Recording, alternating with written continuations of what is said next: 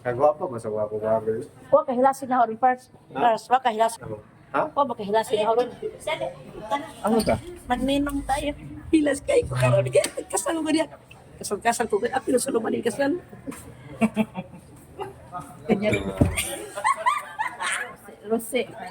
Tapos magkasal kayo ng dalawa. Yeah.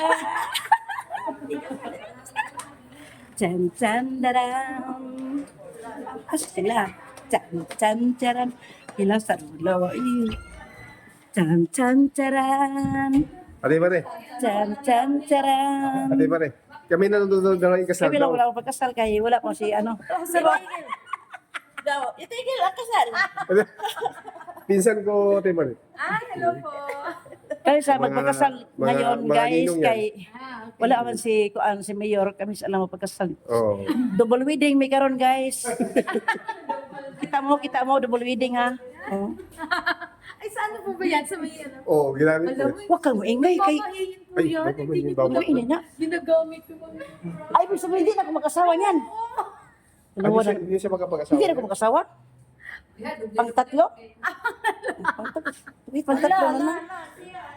Eh,